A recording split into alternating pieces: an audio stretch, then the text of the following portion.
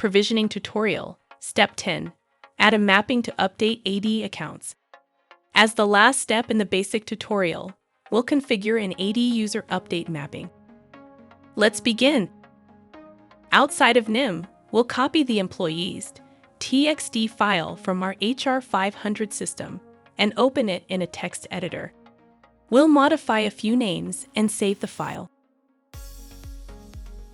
We'll copy and paste the updated file over the old one in the path that our HR 500 system files are located in, configured in step 1. Now we will make a copy of our previous filter. Go to Processing, Filters. For the HR 500 AD user create filter we created previously, click Copy Filter.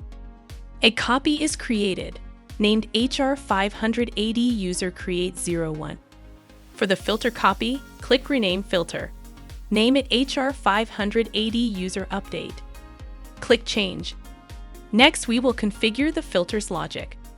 For the now renamed HR 500 AD user update filter, click Edit Filter. We'll change the no logical operator to any. This is because we're now looking for employees that do have AD accounts. When we click Filter, this is confirmed. All 585 employees are returned. We'll also go to the Columns Selection tab and enable all columns under the user's alias. Whereas these columns were always blank and therefore irrelevant in the HR 500 AD user create filter, they will be non-empty in this filter. Click Save. Now let's add the user update mapping. Go to Output, Mappings. Click Add. Enter the shown values. Click Save. We now need to configure the mapping. For the Mappings filter, select HR 500 AD User Update. Its columns are populated into the Items pane.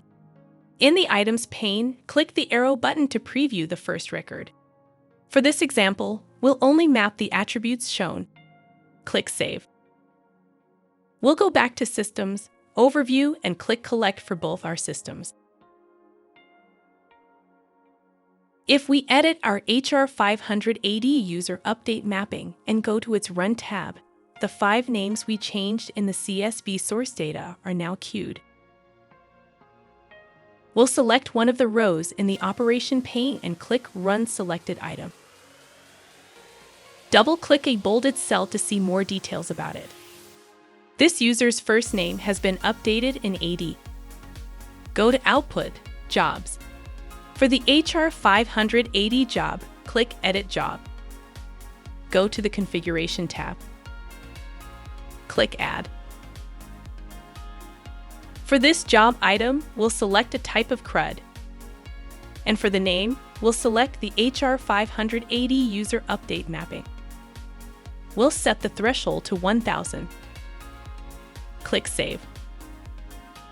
As a final step, we'll go back to Scheduler, Overview, and click Manual Run for the HR 500 schedule. 4 updates are found and written into AD. The 5 changes we made, minus the one that we already test ran. This concludes the provisioning tutorial step 10.